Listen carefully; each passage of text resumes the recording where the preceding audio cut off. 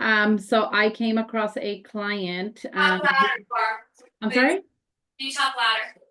I came across a client who is moving to Natomas, which is obviously an area that my team and I service.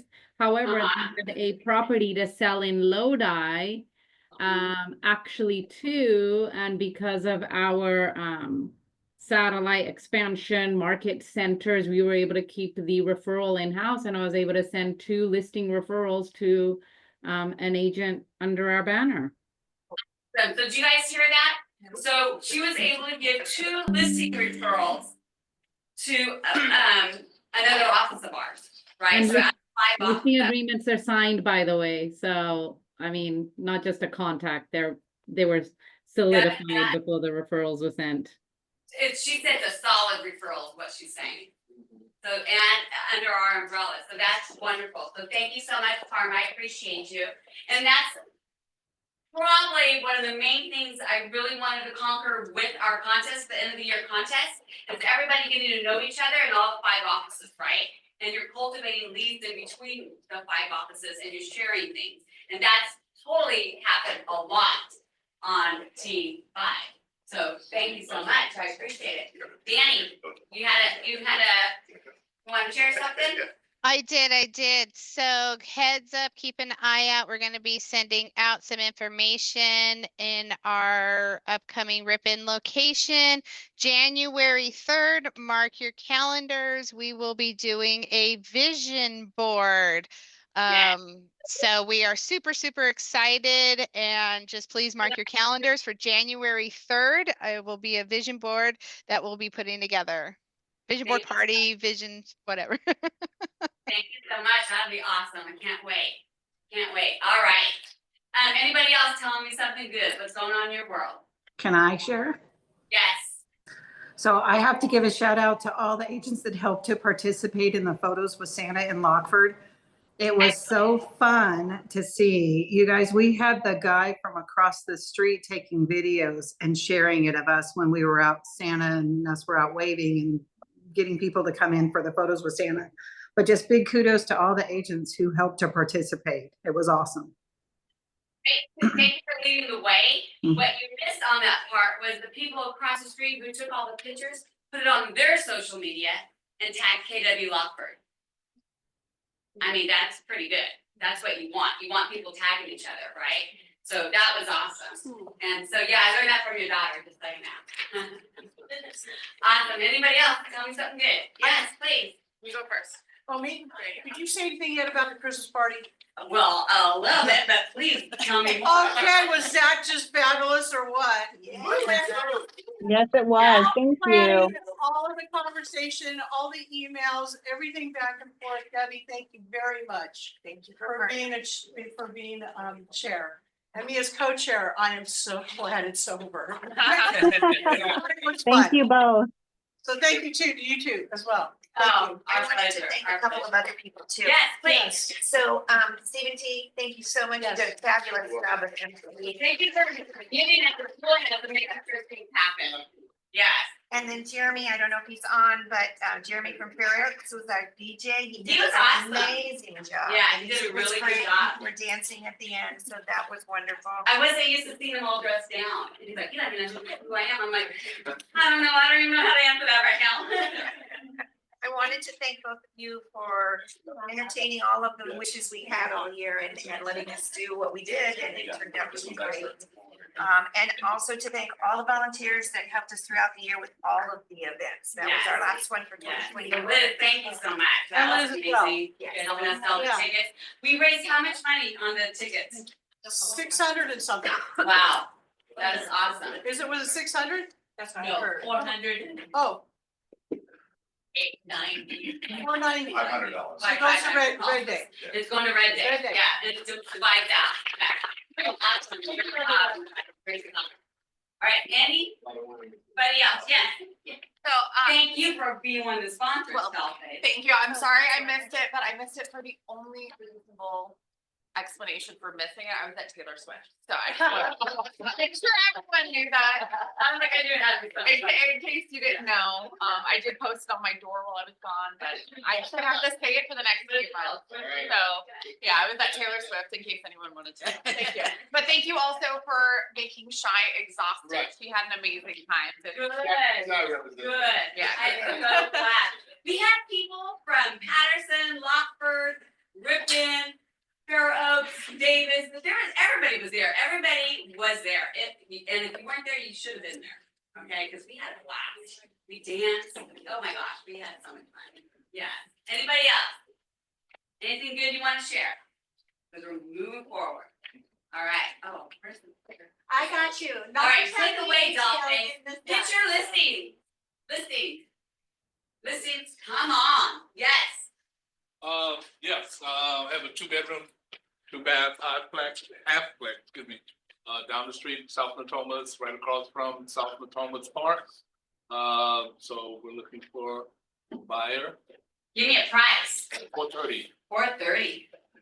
Not bad at all. But if you, come in with a nice reasonable Ooh. offer. we'll Wait, consider give me your negotiation. Negotiate, yeah, negotiate. Motivated seller. It's a nice Yeah. place, great location, so, yeah. Awesome. Come on Thank down. you so much for sharing. Anybody else? This is, come on, you guys. Are we all like holding out? What's going on? What's going on? We holding out? All right, let's move forward because we got a jam pack. Okay, I think we already touched base on this, but we've got a lot of people who just came in.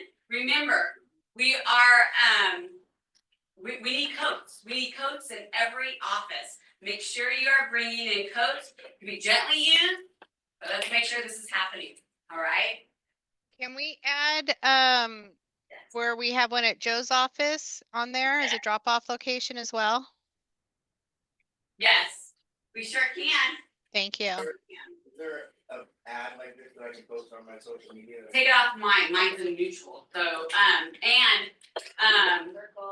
circle is, You can just grab it and use it. and use it as and put your own logo on it and put your own name on it, right, on circle? All the PC coaches receive the link, send them to your groups. And the ALC. And they And they got it too. Yeah. And if people are asking where the coats are going, various places. Various places. Yeah. So each office is doing their own gig. Yeah, yeah. People are texting me. Okay, keep going. Okay, so I'm gonna back us up, I'm sorry. So leverage AI chat GPT. This is a team meeting January 22nd. It is on Zoom. This gal was on stage with Gary Keller at Mega Camp. She's amazing. Make sure you are here to learn the way she is succeeding in real estate. Then 22nd. Yeah, it's on the calendar and it's on. Okay, cause that's it. Circle. It says November, because we did reschedule her, Oh. but. Due date. It's down in the corner. New date is on the bottom in red. Yeah, that's a little confusing. Yeah. Can somebody, where'd Liz go? I'm gonna have Liz, okay, okay, who's signing for family reunion? Right on, right on, okay, let's do this. Top producer, top producer, top producer. So you guys, they're doing something right. Family reunions in Vegas. Go on mykw.kw.com, mykw.kw.com, and it's gonna pop up.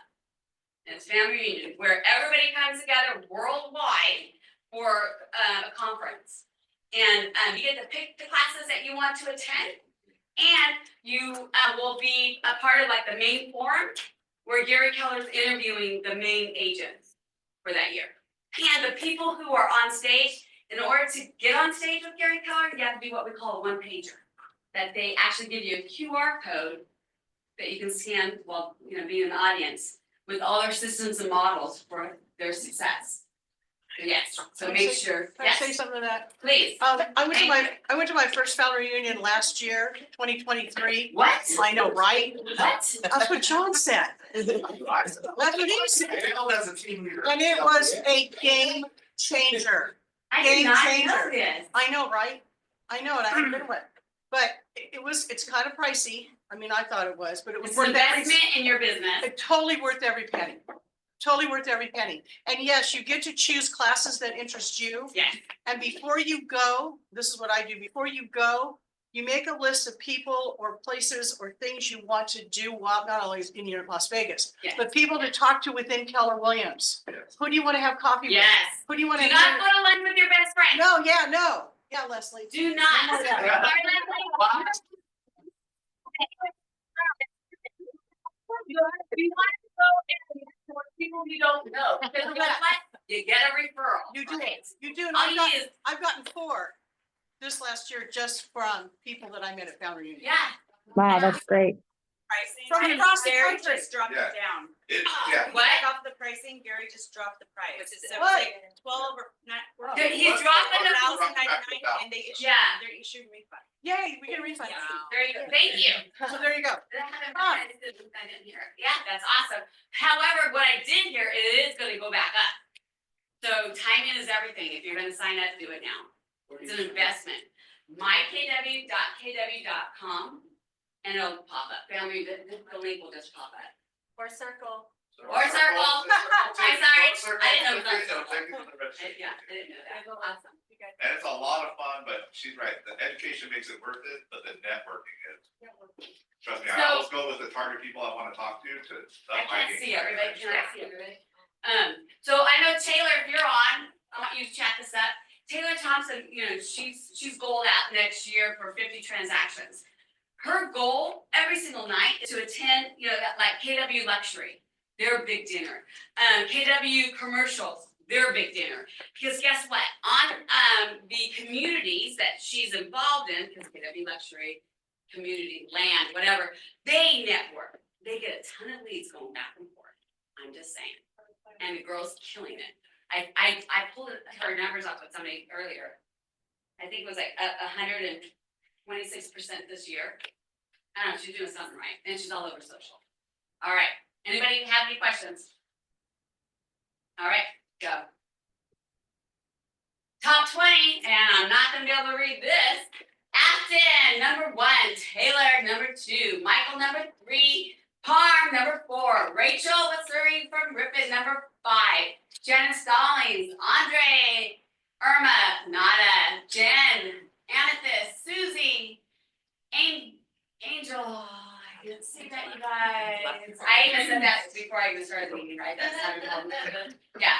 Christina, Dennis, Sandra, Brittany, Jonathan, Twan, and Michael. Thank you so much, you guys. This is exciting. And I've seen new names on there, so that's awesome. That is very, very awesome. Congratulations, top 20. It's already posted on social, so you'll be able to see it. Sorry, guys. Okay, we're just pausing for a moment. We've got I hope you guys are ready. You got pen, paper, and notes, because we got a lot to go over. Hey, Belly, Farm. Harm, are you on? I am. Yes. Team 5. You did an awesome job. Way to go, Team 5, whoever's on. Right now. Yes. So it's very exciting. Way to go. We actually awarded her a certificate for leading the way, leading the top group, top team. What did you get out of being one of the top? What did you do differently, you think, that made sure it happened? Thank you. Do what I always do, pass on the message, and it hits the ears that are willing to listen. Yes. That's Yeah. it. So consistency and just tapping on their shoulder and letting them know what's going on.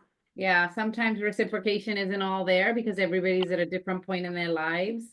But continuing with my message, whether it's interesting, boring, or just flat out annoying.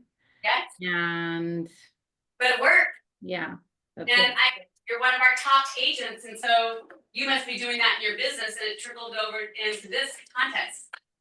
Oh, yeah. And you made new You can ask my relationships. team. I'm sure they'll vouch for the fact that it's the same repetitious stuff. And Yes. on some days, I think they like it. On some days, they probably don't want to hear it. So, Yeah. but it's Wait, that's the bell, huh?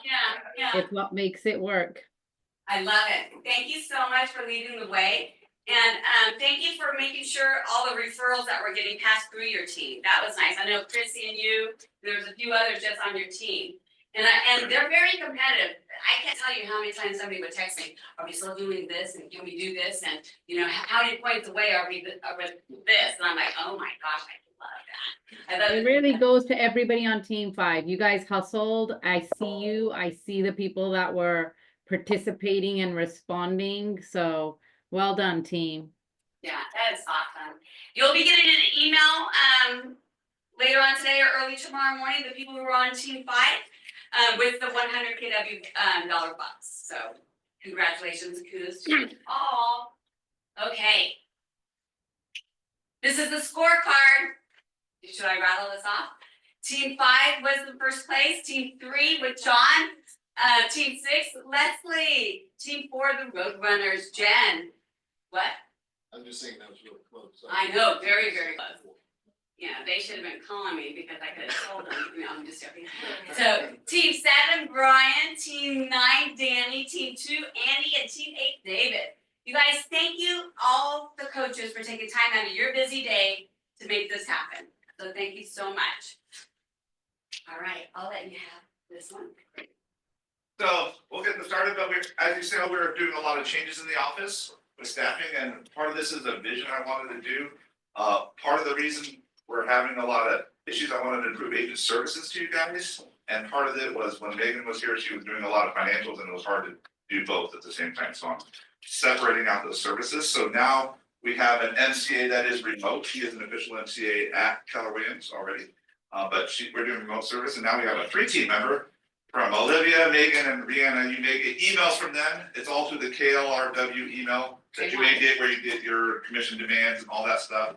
But they're going to be working remote, and they work every day on their stuff. They'll do your commission demands, ACH payments, all those sort of things are coming from them as well. And then, so just look out for them. They're all going to respond to the KLRW email. We will put out a list for you of phone numbers for them. So if you want to call them, they're available for phone calls. They'll answer their emails. They're just as if they're here. So just note that they're handling all the financial stuff, which is only going to touch your commission handling. Really, we're going to interact with them a lot.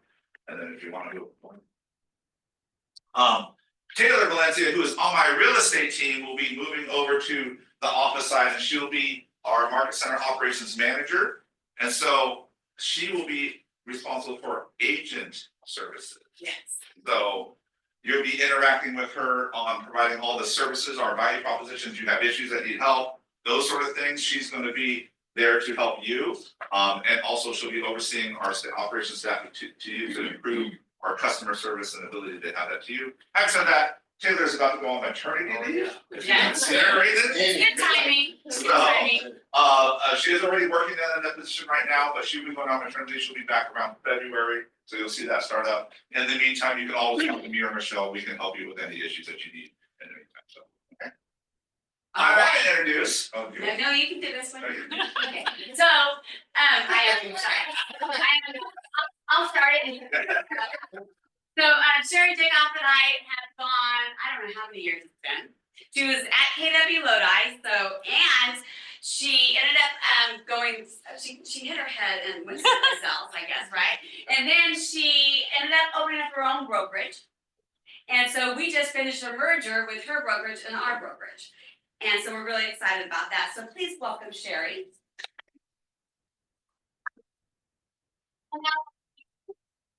So as you know, Bruce retired. Obviously, we're looking for a replacement. I'm so proud to have Sherry here. She's been in business for 24 years. President of a Lodi Association. Yes. So. And you have a seat, right, with this coming year for CAR. See, I've been a CAR director for the last couple of years, and I have 1 more year to go as a CAR director, so. So we're super happy to have Sherry as part of our managing broker part. So she'll be taking over a lot of duties that you've been coming to me recently on. I will still be assisting when it comes to dispute lawsuits. I had to go testify in a lawsuit the other day. So I will still be handling all that, but you'll see Sherry more integrated into the legal process and compliance process. So obviously she's well up to date, obviously as a car director on the form updates and things like that. So she can help you a lot, and she has a wealth of experience, and we'll be working together, and you'll see her transition. But I'm super excited because I wear too many hats already, so I'm trying to remove hats, so I'm happy to have Sherry here, to remove hats, but that's okay.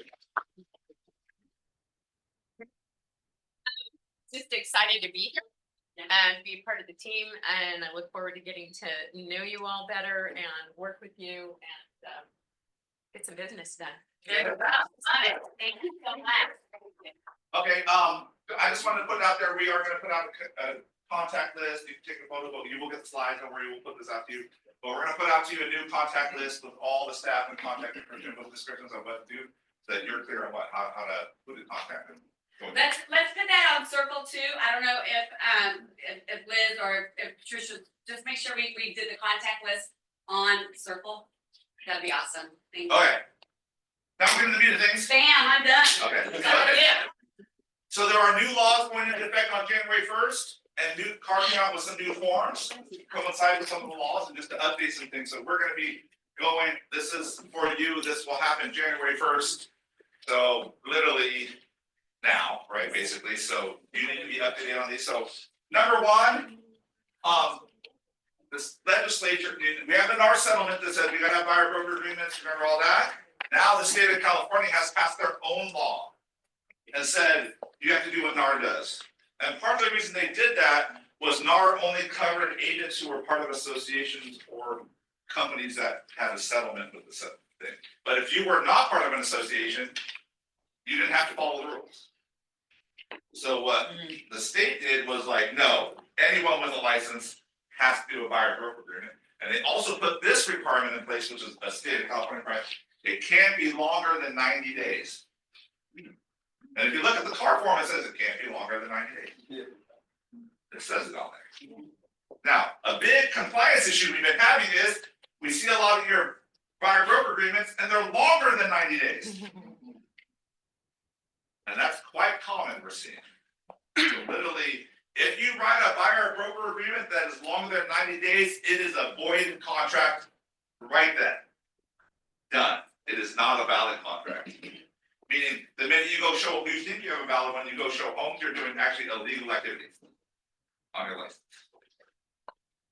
Does that make sense? So don't do that. So don't do that.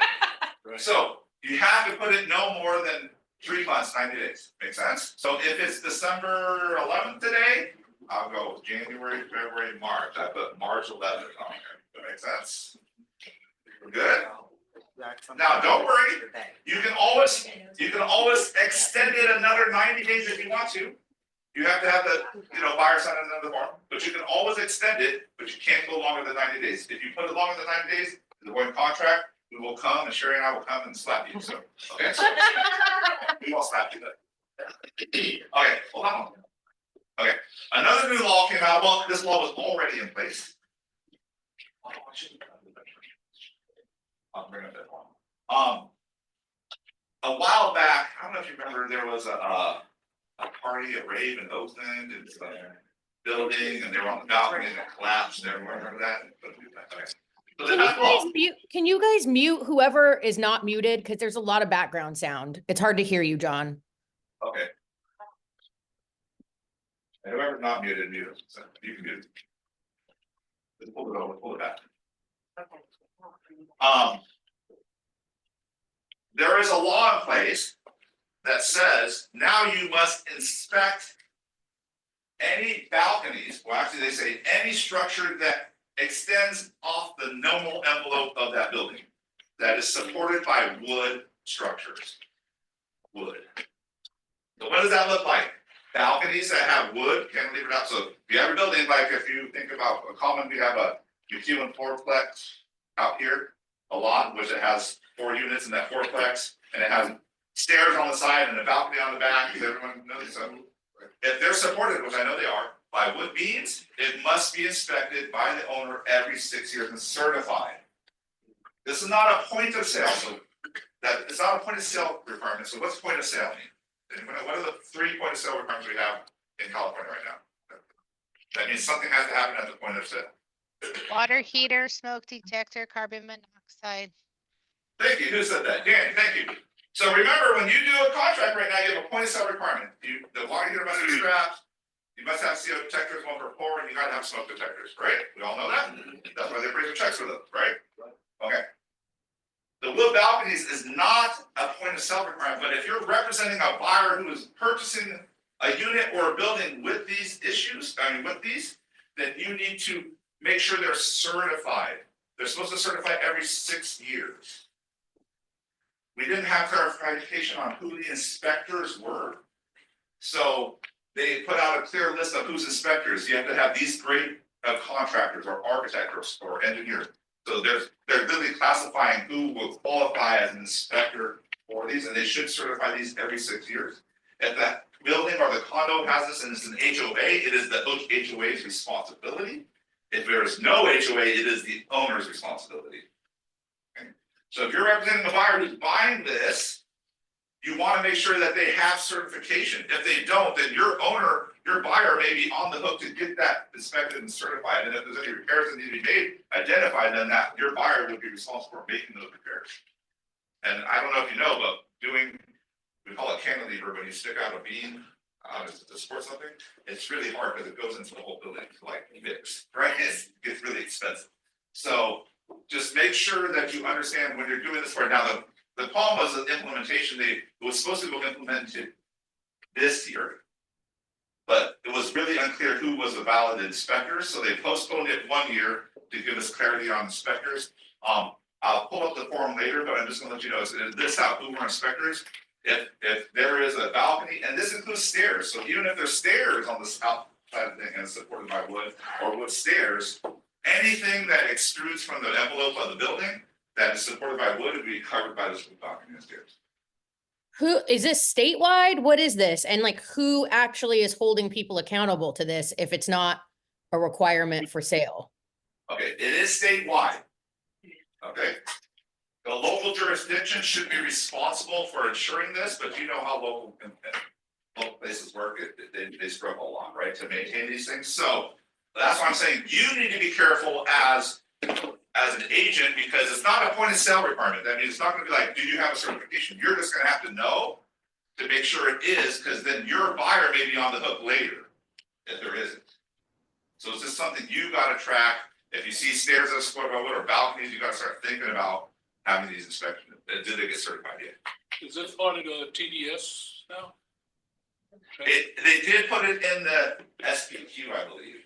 Okay. So they did put it in SPQ, so it could track it, but most agents, but then you're relying on the seller's knowledge.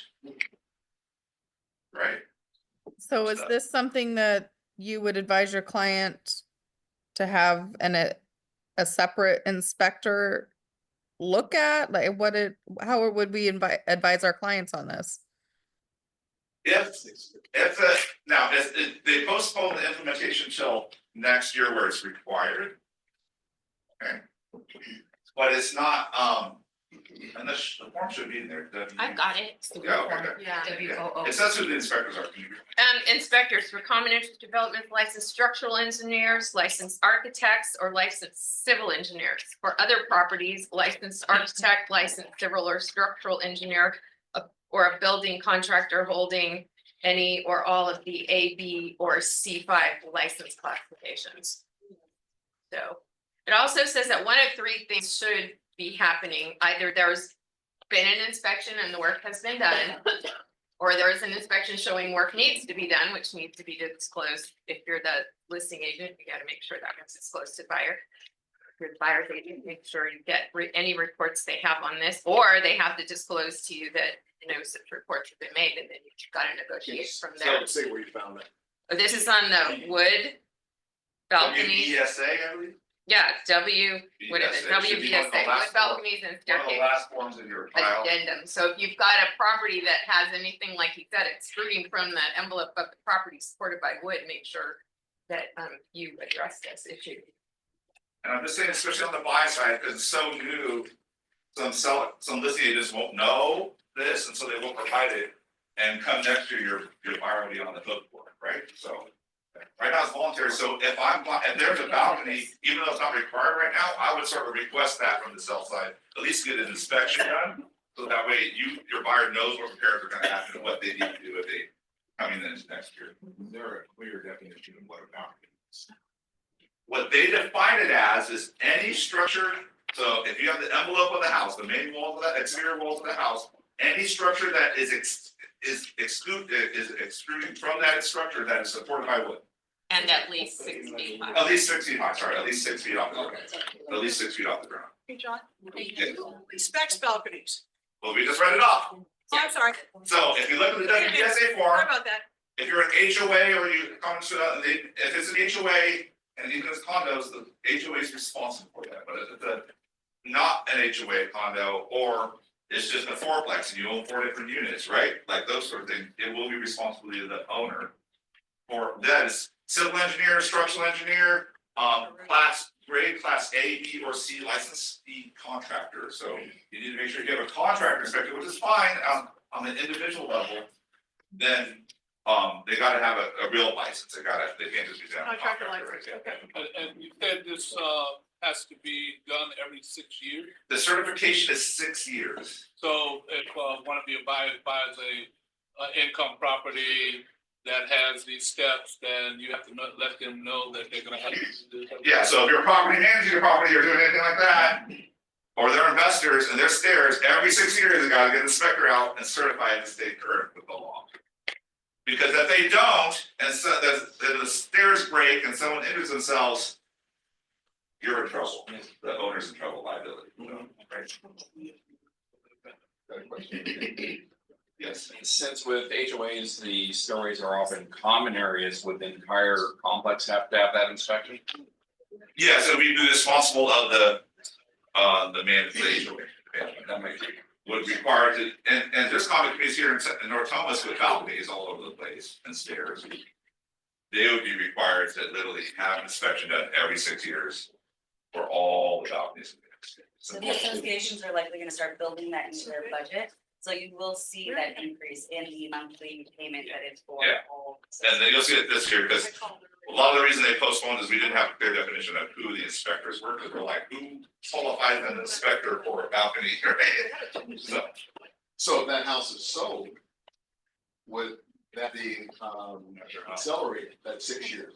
Would that have to be something that has to be done in your report when you're selling a house? Changing. No, okay, so that's what I want to point out to you. This is not a point of sale requirement.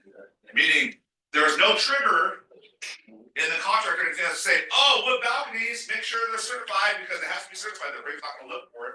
It's just a law. So we basically just have to disclose that this is a thing and nobody on our side is holding them accountable to having this thing. Right, as agents, I'm saying, you have to hold it accountable. If you're representing a buyer that has this on the property, then you need to know that we need to check that there's been inspected and certified. Our due diligence. You need to bust out the WBSA form and send it to them and say, please have your seller fill out because there's stairs, a balcony and stairs, right? And you need to know what's happening, right? Or you're a buyer, because your buyer on January 1st, 2026 is gonna have to certify that every 6 years. And if the first inspection happens, says your dry rotted to hell, it's gonna be $25,000 to fix it. Well, your buyer's out $25,000. Make sense? We good. But it's not gonna show up, so that's the thing, is you just need to remember this, I think, now, this is just good practice as agents. It's not gonna show up on the RP or anything, you just gotta be like, hey, John said something about stairs and balconies. And even if you just remember that, I need to talk to Sherry, I need to talk to John, I need to talk to my coach, that's fine. But you gotta remember, if there's stairs and balconies and it's wood based, there's gonna be, Jeremy was starting, there's gonna be there's gonna be inspection required, and it's gonna be every 6 years, you're gonna have to repeat doing it. Alright, And that's not gonna be mentioned on a TDS or anything like that. they put it on the SPQ, but you're relying on the seller to give you information, which, trust me, is not always the best. Because remember, what's the seller's requirement on TDS SPQ? What's their standard of legal standard? What's that? That's No, it's, am I aware? Do I know? Yeah. So, no one ever talked about balconies or what's that? That's not standard. Am I aware? So, the standard is that. So, if they had never heard about balconies or certification, they could say, I don't know. No, they could just check whatever they want, right? So, just note that. That's why good agents remember this stuff, right? So, are we good? Good. Do we beat wood balconies to death? No. Okay. Vincent, some of you may have got emails or texts or whatever about Vincent business BOI things where if you have a company, you need to put your company there. Just so you know, this is a financial, Vincent is a financial crime network. It's a group of federal agencies that do crime enforcement, and they are trying to figure out how companies are laundering money, bad people through shell companies and stuff like that. So they wanted everyone to just register and put it in there. And it was due this year, and if you go forward, it is pretty hefty. If you don't fill it out, it was $500 a day, up to $10,000 fine. You don't do it. You have to have a corporation, which is not a sole proprietorship, but an S corp, C corp, LLC, LLP. If you operate one of those as your business, or any business for that matter, you would have to do it before. And in California, we're super special because we have community property, which means your spouse owns 50%. That makes sense. So say you have your own real estate company and it's just you, and I did an S corp and I'm John Bernardo. I'm John Bernardo Realtor, right? But even if my wife isn't she doesn't own any of the stock, because it's community property, she technically owns 50%. So I would have to put her in the disclosure. Makes sense. So. But there's good news. It was due on January 1st this year, but move forward. The good news is someone sued. Texas sued and said this violates state law. You can't do this to us because you overstep state rights. The states can do this, but the feds can't. You can't make us do it. That's what they said. It's in the court. It's probably going to go by the Supreme Court, but it's on hold. But you can voluntarily report if you want to. That's up to you. Okay. Yes. So John, I didn't know about the property thingy for my husband. Right. And I've already done that form. So now what? Wrong. So I would I know. resubmit. Just resubmit it? Resubmit it, yeah. Just start all over. Yeah. I think you can do an addendum or an amendment. So on the first page, instead of saying new, you're just gonna do, I think, an amendment to it. And amend, yeah, you can change it. If you go to the site, Yeah. the BOI site, it says you want to amend your thing. Oh, okay. Thank you. Thanks, But Lauren. it is now not required, which is kind of rolling the dice, because the court could say, the appeals court could say, oh yeah, that's it, and then back in, and I'll come to you like, it's due within 3 weeks, put it in, right? Does that make sense? So, but this is if you have any corporation, not a sole proprietorship, but a corporation entity. Any questions on this?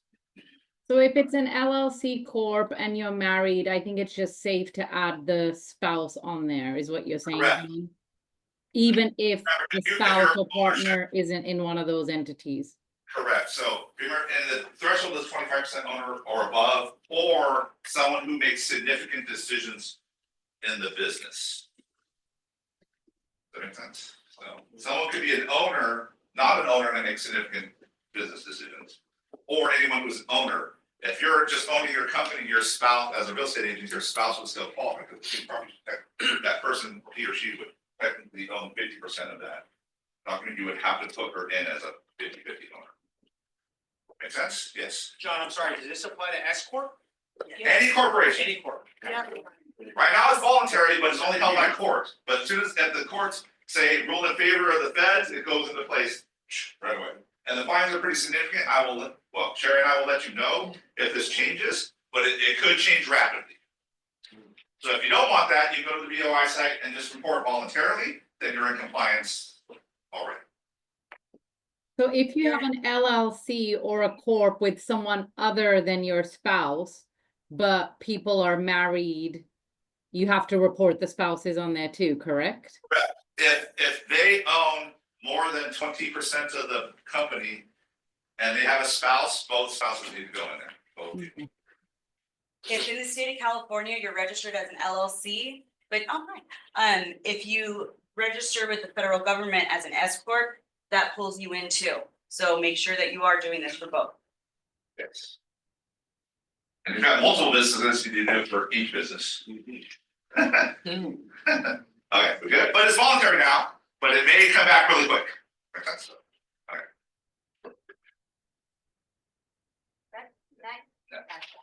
Alright.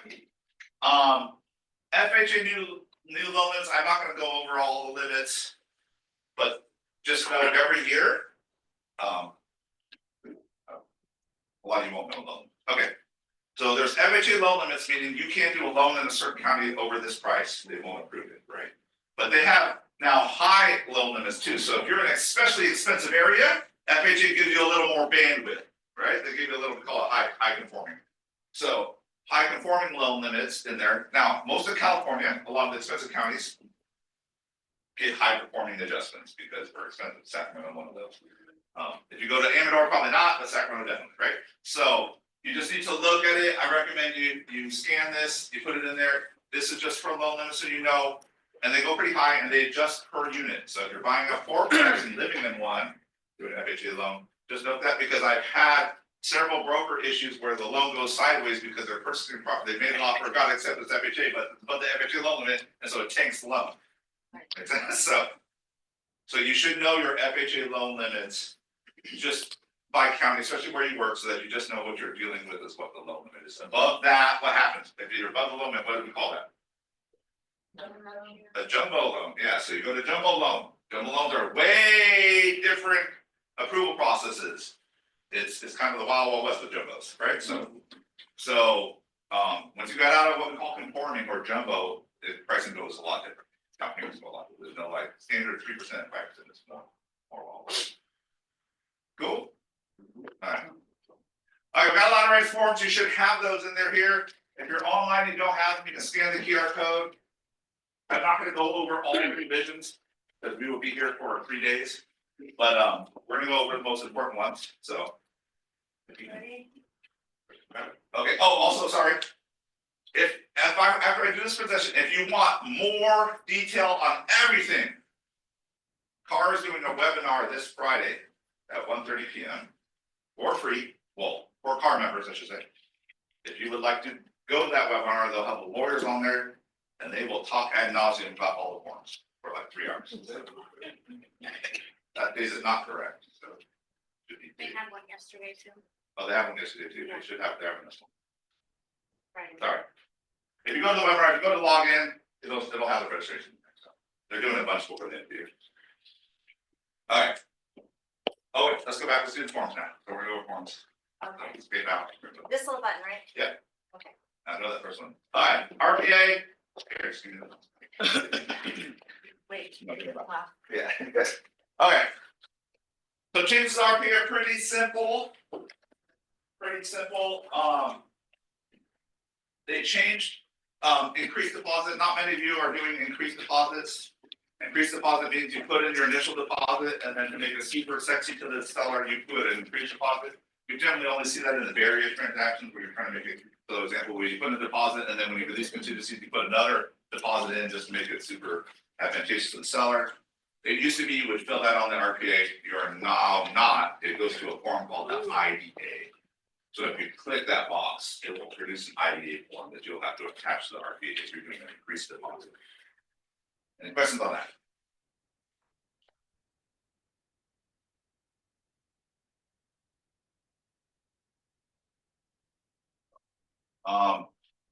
This is the big part. We used to do an SPVB, right? Everyone knows the SPVB? Yes. Where you ask for your commission, right? SPVB is going away. They've integrated that. I know this is, I'm like, why did they just do this? They integrated into the RPA. So you see this form now, G3, this new one. There's credit. So you still have G1 where you ask for the seller credit for closing costs. See that? For closing costs. And then below that, any additional credit terms, but also now you have seller payment for buyer's obligation to contact buyer's broker. And seller agrees to pay X%. Right. One thing I note on this is another thing we're seeing with compliance errors that we're hitting people with. People are putting buyer broker agreements together with their buyers, and they're putting 2.5% on it. And then when we get a contract, they get 3%. And we're like, sorry, decline, you're only getting 2.5%. You cannot accept a commission higher than what is on your BCBA. Now, here's the thing, if you're gonna do that, that's okay, you can actually do an addendum to the BADC and change it for this property if you want to, but you have to execute that prior to getting the offer accepted. Make sense? Or at the time of offer. So that your buyer says, yes, I know I have to pay 2.5, but for this property, I'll pay 3. Make sense? Okay, so we're in concept. You need to do that. Now, there was a requirement in the SPBB that the listing agent and seller could request a copy of the last page, the 5th page, to verify what you had signed on the BCBA, and that is going away. Now, you're just attesting that the amount you're asking for does not exceed what you put in your BCBA. So no more page 5, No more page 5. effective in January. You know, yeah, So if they ask for it next week, we still have to. yeah, not yet, yeah. Next week they can. Just clarifying. But you know, I have an offer out there. Just clarifying. But now this is just saying, you're saying, as a buyer's agent, I am affirming that I have not asked for a commission that's higher than what I have in my buyer broker agreement with my buyer. Sense? And if we see that on the client side, sure, I will come slap you too, so. And if you want, then make sure you do an addendum to your buyer broker agreement that you can say for property 123 Main Street, that the buyer, buyer agrees to raise my commission to 3% for this property only. Sign, set offer, you're good. But you can't exceed it. So we do the addendum on a specific property, but if we're addressing the BCBA, are we doing a modification of terms or an addendum? Modification of terms, sorry, you're right, Okay, a modification of terms, which is also a new one. Okay. So that's right. You good? So I just want to know that because we've had a lot of problems with buyer broker agreements. 90 days, can't accept more commission than what's on there. Good. All right. Yeah. We're trying to, you guys are trying to do loophole, we're trying to take that. So John, with the buyer broker, I know that when it initially came out, it was saying 3 months. And so we were kind of loose on the terminology for that. So now it's definitive 90 days. 90 days. Okay. Does it? I need to adjust. the Buyer timeline then. Go, yeah, it's gonna be a little more difficult, right? Get a little day calculator, put it in there. So if it falls on, I'm being just technical here. What if it falls on a leap year? Do we go to the day before or the actual day? For heaven's sake. Count the days. It's count the days. It's 90 days. No, it's not. They originally had 3 months, they changed it to 90 days. Okay, this is a little subtle thing in there, and we've been seeing a lot more complaints on it, but they added about the defensible space. Now, this falls into, you guys already, this is already in place, remember you have to disclose if you're in a fire, okay. Let's talk. When does the defensible space come into play in a transaction?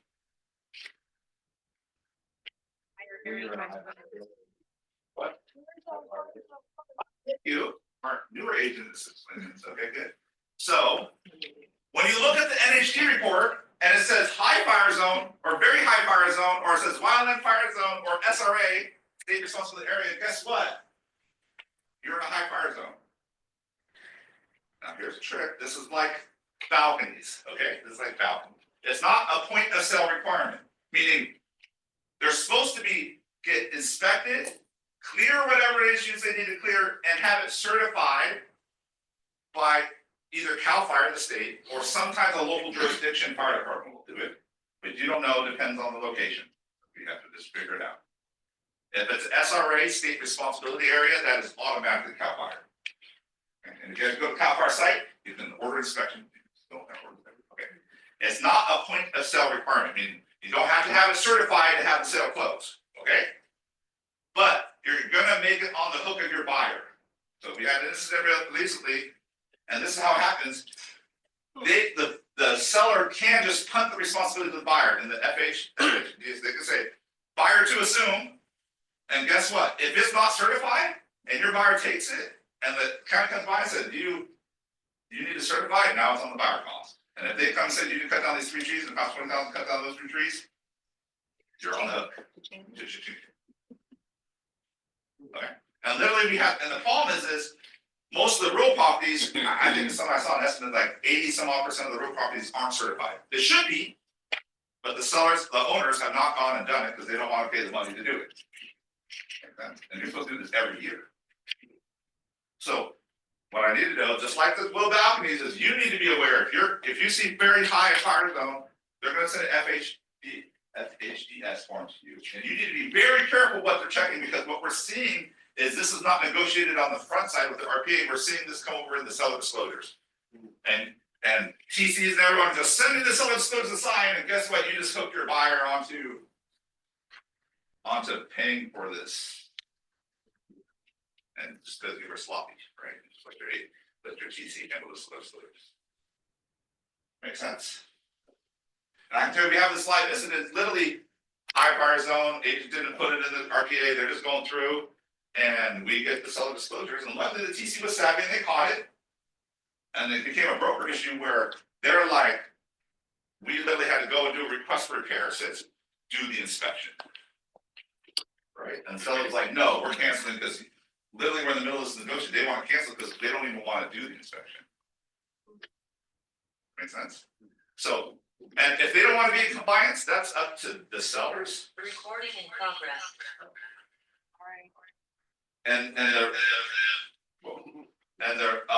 But your buyers need to be aware of what they're assuming.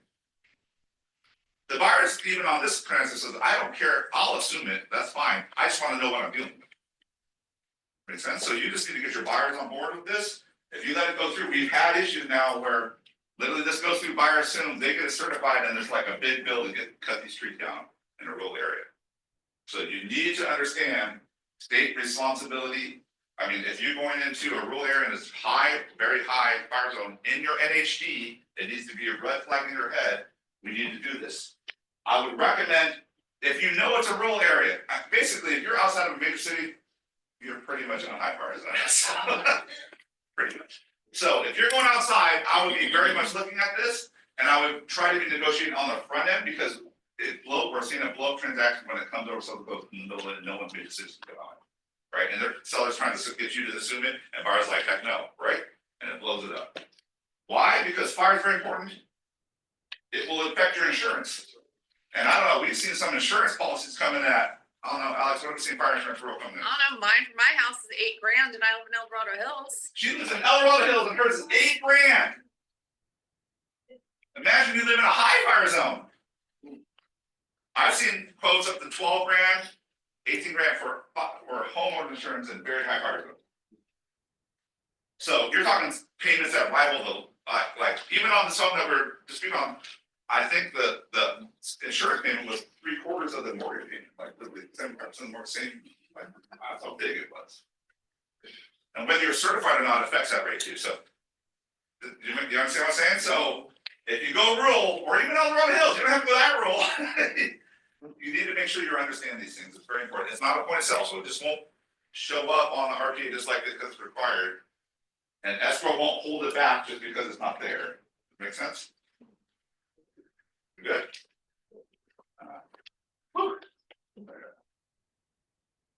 The last part on the RPA,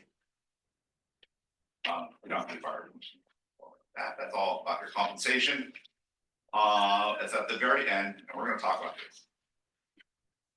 Entity buyers or entity sellers. This is another thing you guys mess up all the freaking time, and this is what we're talking about. Okay, you have an entity buyer. They're an LLC, corporation, investor, right? Or you have an entity seller, LLC, corporation, investor, right? Makes sense? And you're like, I don't want to do the RCSD form. If I check entity buyer, I'm good. But it doesn't work unless you actually put the full name of the entity. It actually is an entity name. And this is trust, company, probate, whatever. So if it's a probate, it's estate of John Bardotto. That's an entity. Makes sense? You need to put the name in, and then you need to put who's the authorized signer. So if you check the box and don't do anything, then we're going to make you fill out an RCSD form, even though it says you don't have to. So save yourself a bunch of headache, and you don't have to fill out another form, and have your person sign another form if you just check it and fill it out properly. But we've seen a lot of you where you just check it and don't fill it out. And the reason they're doing these edits is they're trying to get you really clear, because they know this is a big issue. You need to fill this out, right? So if you don't fill it out with both, we are going to tag it, say, no, give us an RCSD. And you're gonna have to go fill out another doc. And I'm sure your sellers and buyers love that you have to fill multiple docs saying, are they the legal representative, right? We cool? This is both on the buy side and the sale side. This one, I want to show you just real quickly.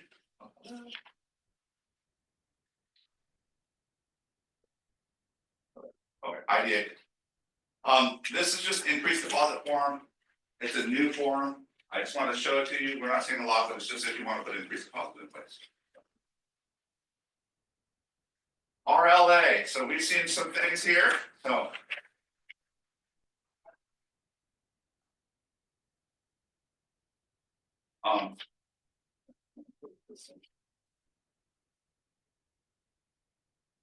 so they added this. They added this new form on. It used to be on the MLS form addendum. Now they moved it on to the listing addendum where it says, "Seller, you're allowing me to say, quote, quote, the seller will offer concessions to the buyer." Does that make sense? Getting authorization to do that. And they give you two checkboxes. It says, if seller authorizes buyer broker to market the seller as willing to consider offers asking for concessions, no amount of possible concessions will be stated in such marketing unless seller notifies the broker in writing of that amount. You understand? So if you're gonna say, yeah, the seller's offering 2.5%, you need to have that in writing. Where? Put it on the listen here. Okay. What? I said anywhere. Yeah, anywhere. Right. Preferably like, Listing agreement, another term, yes. be like right here. You know, like, It's in the listing. yeah. What, yeah, I would get an email, get something in writing where they're signing saying, I'm saying 2.5%, right? Or whatever they're saying. Also says any other market outside of us. So I recommend you, if they're willing to offer seller concessions, you need to check both boxes. They're saying, I'm allowed to say sellers are providing concessions on MLS and in other marketing. Cool. So if you're just gonna tell agents when they ask, write it into your offer, you don't have to mark these boxes. If they call you and say, I want to, will your seller consider seller's concessions? If you don't have these boxes, you have to say no. Okay, so is that, then that's just considered any other marketing? A phone call is considered any other marketing? Correct, any other marketing. No, it's saying advertising that, this allows you to advertise that, or, yeah, even on a phone call to say, yeah, seller will consider seller concessions. If they don't check the boxes, you can't, you have to say the seller will not consider seller concession. Yeah. So that means you're telling the buyer they didn't get your own commission, what you're doing. There. So almost the way we've seen things and run through the brokerage is 99% you should be checking these boxes. Because you're getting the seller to agree to some concessions for compensation. So I would automatically check these boxes. If the seller is adamant about not paying a commission, buyer's got to pay the buyer's agent. You don't check these boxes, and when you talk to someone, you say, no, they're not doing seller concessions, figure it out, right? John, can I just add, these So, are seller concessions. Yeah. This is not commission. Mm. Don't call it a commission. Especially if you're advertising, you cannot call it a commission in the MLS, but even if you're advertising on any platform where there's other brokers on that same platform, refrain from calling it a commission, just call it buyer's concession, buyer credits, or seller credits, seller concessions. Everybody hears you. Yeah, everyone hears you. Don't use that say word. compensation, don't say commission. Yeah. Advertising, say seller concessions, we're all, that's like our term, right? Gotcha. We good? Okay. They also on the. is our MLS changing to where we can put it back in there now? No, No, no, you can put it in confidential agent remarks. There is no field for it, but you can make a comment in confidential agent remarks. Seller is offering buyer concessions with or without a number, but if you're gonna put a number in there, make sure you've got it in writing from your client. So Got if we have active listings right now where that is a confidential agent remark, does that have to be removed? Not if you're on the old listing agreement. Okay, got it. So like if we have current listings that have already been signed without these boxes, the verbiage that we could put in confidential agent remarks can stay, correct? LSA form. Where the checkboxes are. It's current, yeah, it's It's currently on the MLM, the MLSA form. And there currently allows you to say you can offer seller. It basically says the same verbiage, it's just on that form, now it's moved over here. Now it's moving to the If we have listings signed that are gonna go live in the new year, do we need to amend them with the new version, or we're good with the old version because it does state it in the other places? They just changed the You location. have that MLSA already with that old version, which puts the same language in place anyway. They're just moving into the RLA now. Okay, thank you. And that doesn't happen until January 1st. Well, if we're listing a property this week. If you list a property this week, you should use the old RLA, but on top of that, you'll have an addendum that says MLSA. Because that is required, and it'll attach the, or if you put up the broker pack, it'll attach it. And then there is a box that says, seller, you're allowing me to say you're offering buyer concessions or seller concessions. That also on new builds. New builds as far as the concessions. So if you're already in. Let's talk about new builds, yes, because I've got this a lot. So, Okay. you have a BRDC in place with the buyer, they go to a new build. What happens in most new builds? There is no co-op. They don't give you any commission. You actually don't earn a commission. Most of the time, you're referring your client to them, and they are dual agency in the transaction. You are not a party to the transaction. Now, it's a referral agreement. Your BRBC does not apply. Because it's a referral agreement, not a commission. Does that make sense? Remember, the legal actions that happen at most home builders are, you get the referral, that's why they call it a referral fee, right? You get a referral fee, you are giving, just like you give a referral for someone moving to San Francisco, right? You are giving them the client and taking a referral fee. When you do that, you are removing yourself as their agent from the transaction. When you remove yourself from your agent from that transaction, you cannot earn a commission. Because you cannot earn a commission, your BRBC does not apply. So if they say you get $1,000 only, suck it, it is what it is. And actually, your buyer doesn't have an obligation to pay you because you're not their agent. They're literally the agent, they're the agent, not you. So does it, I'm in a new construction contract right now.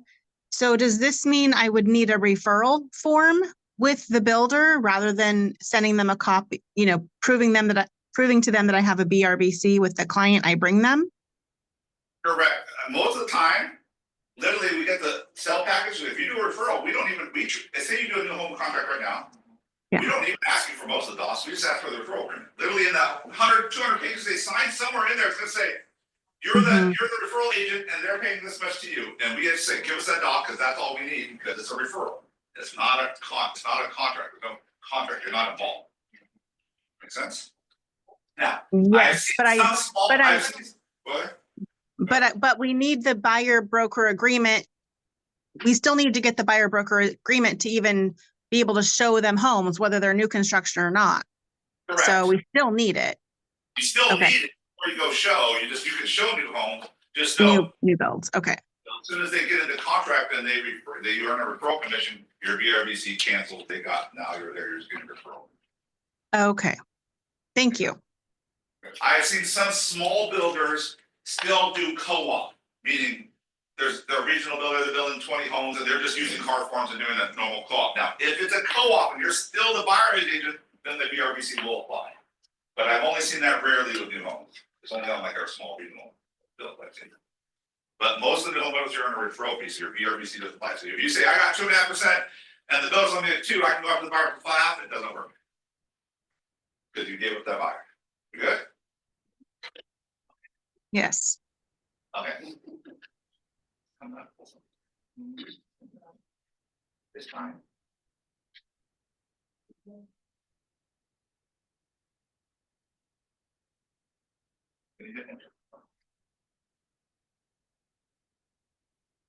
Alright.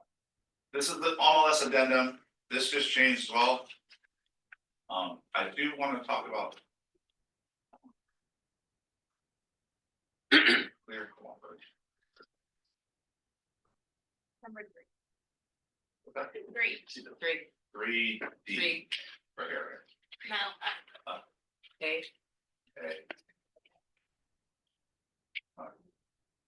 Okay. There's clear cooperation policy. Does everyone know what clear? Actually, I think it's gonna go like that. I think we can do a lawsuit on this one, and I think it's gonna go. But anyways, right now we have clear cooperation policy. The National Association of Realtors has said you have to put your listing within 1 day of getting it. But MetroList is not an association-owned MLS; it's privately owned. About 51%, anyways. And then, so they don't have to follow the rules, and they don't. They give you 3 days. Cool. Alright, understand what I'm saying. So you need to tell them that. So.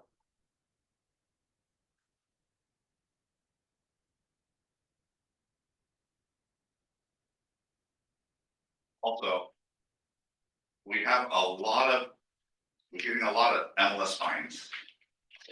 On agents not putting their listing into MetroList on time. I want to get this very, very clear. Good enough, I'll write it down.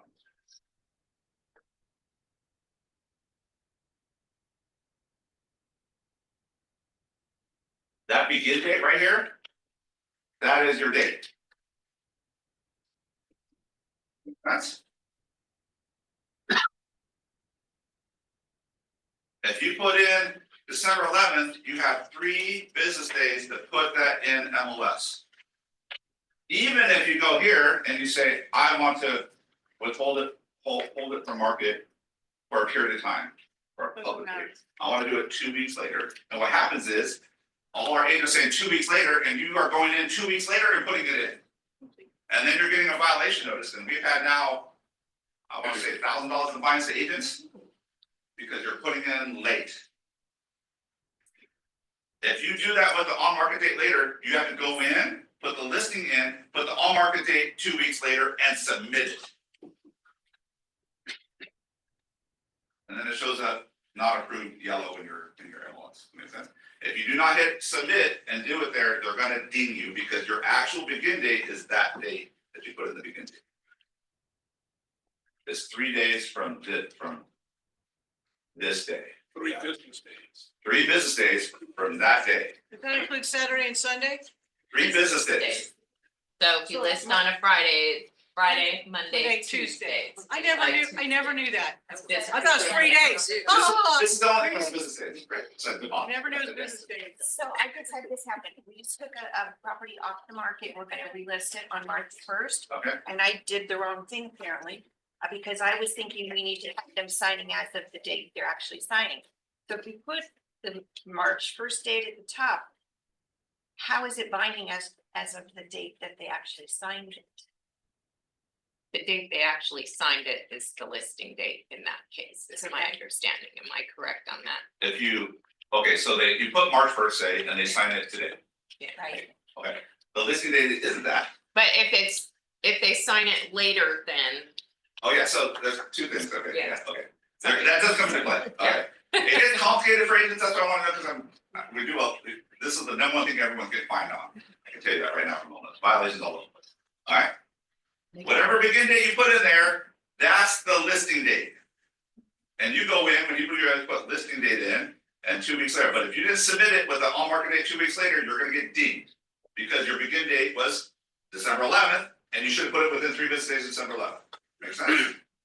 So a lot of you are doing listing agreements, even though you're going live 3 weeks later, you're putting today's date, so everyone signs, and you're just waiting 3 weeks to put it in. The other option is you put the date you want to go live in that spot. If you put March 1st, then you have no obligation to put it in MLS till 3 days after March 1st. Make sense?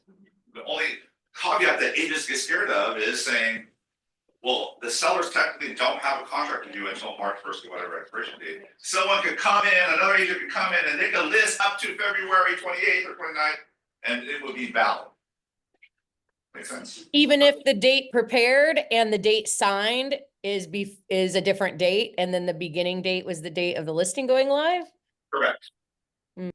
The seller, because you're essentially telling the seller, I will list your house from March 1st to this date.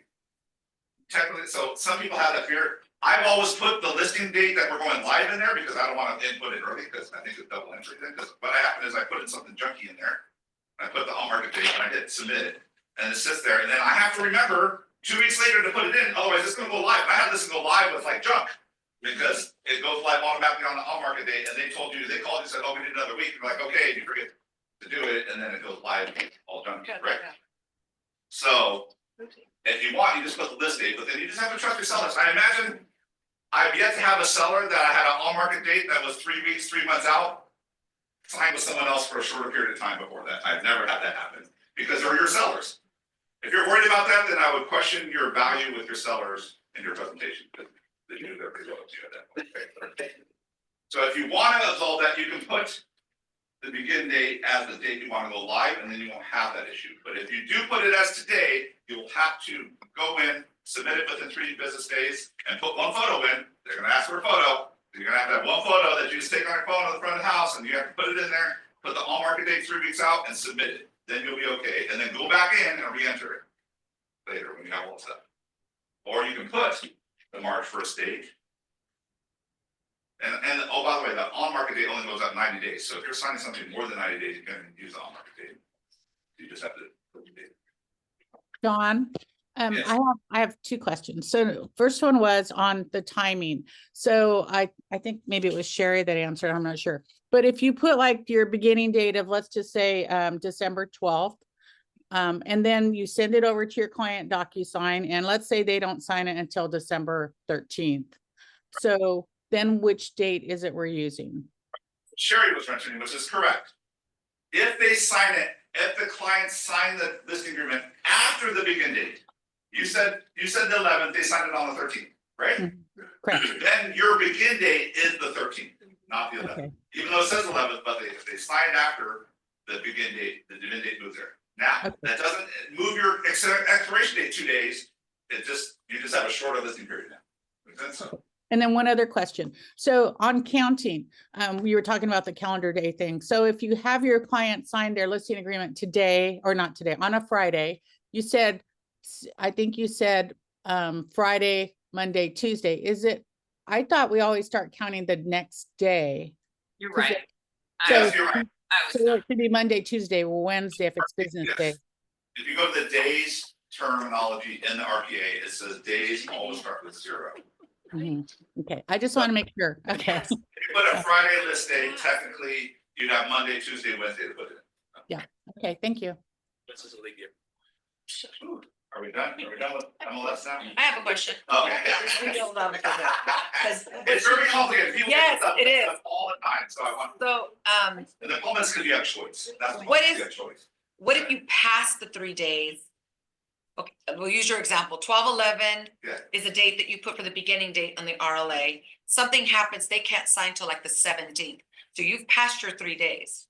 No. Remember, if they sign after your begin date, so you have 11th on there, they don't sign it till the 17th. Yeah, 6 days Then past. then the begin date is the 17th, not the 11th. Okay, do we need to draft anything on paper that No, says just that's the way- anything?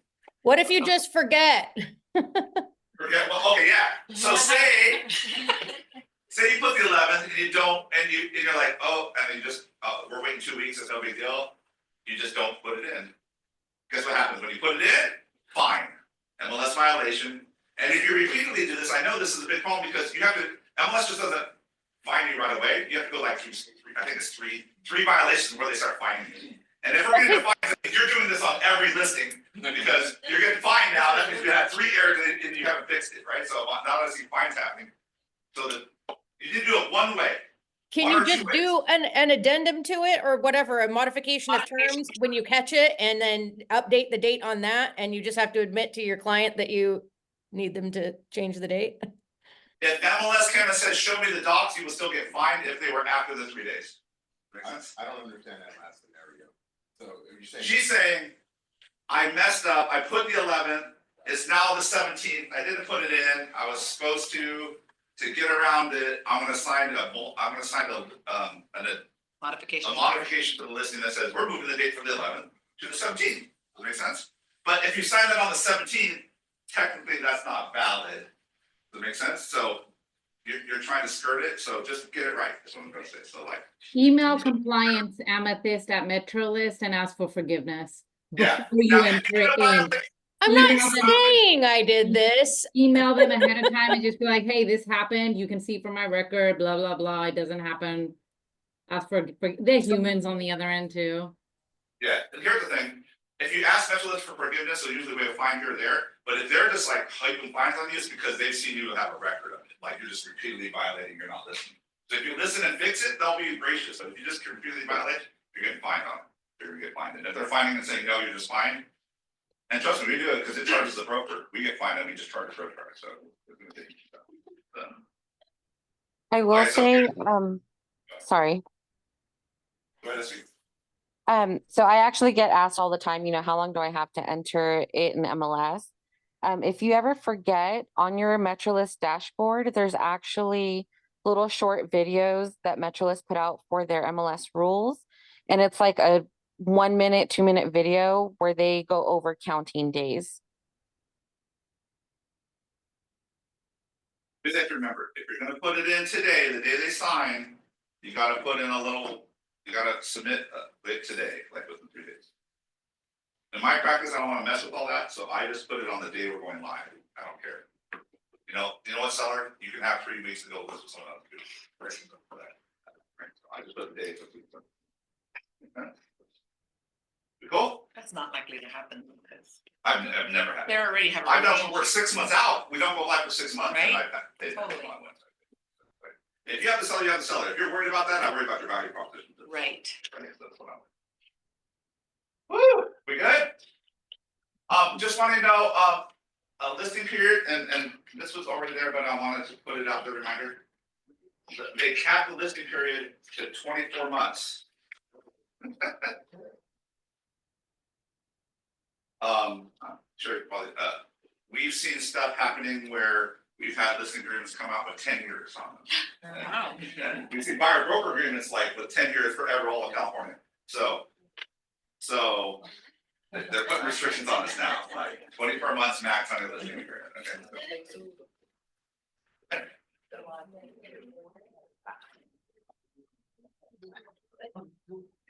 Okay. I just want to touch on the seller counter offer and the buyer counter offer. This is also on the seller multiple and buyer multiple, not the buyer, seller multiple, buyer counter, so on. They're adding saying late acceptance. The offer is valid regardless of whether any previous offer comes to expire. So how many of you have submitted an offer? There's an expiration date on the offer of 3 days and they don't respond in 3 days. And then they send a counter. Or vice versa, they send a counter, you don't respond in 3 days and or whatever the timeline is, and you get acceptance though, but it's after the dates. And sometimes you'd be like, okay, do an addendum and just note that the expiration date moved and all. So now we put in language that says, if you accept it and it's after the expiration date, it's still valid.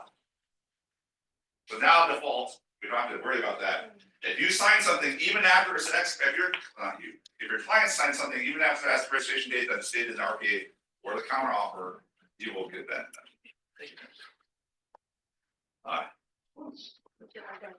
SBQ, I want to put this in here.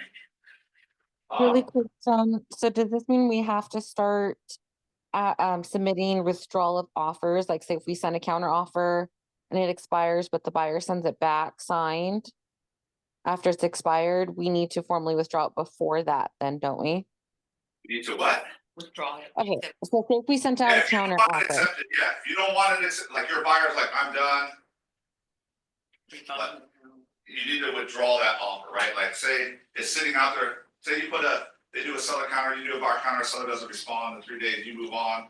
You go find another buyer and they sign it later, technically the data says, if they sign it, you're good. You're still in your contract. So I would formally now withdraw, right? So if you're done with property, say we're done, withdraw it. There's a WO form you can do, or you can just email them, we're withdrawing our counter, we're not signing, we're withdrawing. Makes sense? So. Whew. Okay, SBQ, they added this in. There's a new law about, they want to disclose about domestic water storage tank assistance. So sometimes you see in communities with those big old tanks of water. You know, those big ones. Those tanks are actually backup water in case the water system fails. It can do like 24, 40 hours, certain amount of hours based on the amount of water in there, right? And they could keep water going to the people until they get the service back. So, there's cases in rural properties where you have a domestic well. The problem is we've been pumping so much water in California from below, we're drying it out. And so I don't know if you know wells, but they go down a certain amount of feet. And then what happens if the water level goes below that, then you're screwed, you're not getting water. So, and getting someone to go in and extend it is a very expensive proposition too. So what they end up defaulting back on is the domestic water source assistance. That makes sense? The backup water kicks in because there's domestic well not deep enough. So this is saying if you're on a domestic well and you need backup because your thing is not deep enough sometime of the year, like part of the year it's not deep enough, like it may be working in the winter, but not in the summer. Makes sense? Then you need to disclose, your seller needs to say, do I rely on backup water sometime of the year? Make sense? From a domestic water assistance source. I mean, do I have to tap into another source other than my well to get water at all the time, or any part of the year? Because this is an issue, because we've had this where there's been lawsuits because they buy the home in the winter and the water's all fine, and in the summer they can't, now they gotta pay to get other water in, and now they're saying, sue, you lied to me, right? Make sense? Alright. See, we should only sell urban properties. It's all rules. That's boring.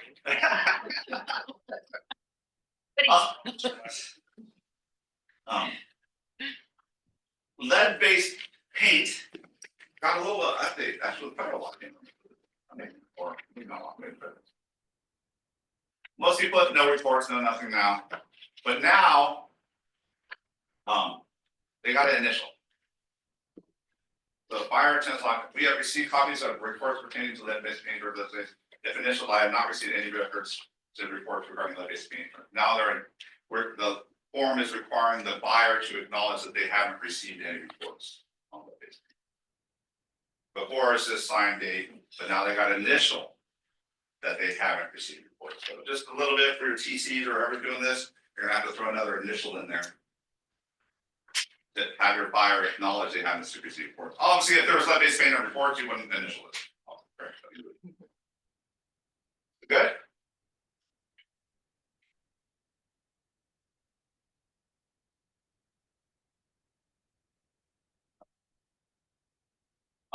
They have this form, and I just want to note this because they brought it back. We've seen a lot of people move brokerages mid-transaction. Oops. Which is fine. But this is, and there's a tober, but this is cancellation agency confirmation, so you can cancel agency, and this is also applies, okay. If you take a list, we actually had this. You take a listing and say you're dual agency because they walked into your open house and they're doing it. And we've had cases where now they don't like the buyers are being unreasonable, they don't want to do dual agency, and the listing agent mid-transaction is saying, go find your own, either go be represent yourself or go find another agent. I'm done. Which they can do, a little itchy, but we've actually had that case at hand right now. And they would issue this cancellation agent confirmation to those buyers and say, Your Honor, I'm done. Make sense? So I'm only bringing this far up now because we are seeing more of that happen.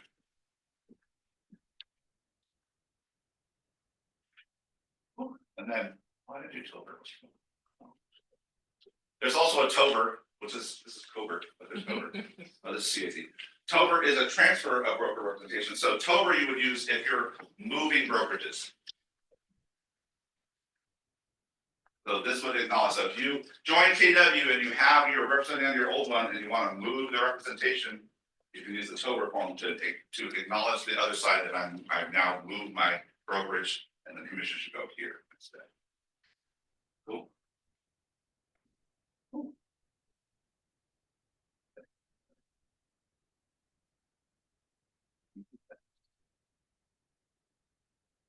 There's nothing in the TDS. I do want to note, well, a little bit, but I do want to note that we are getting a lot of people not checking this box.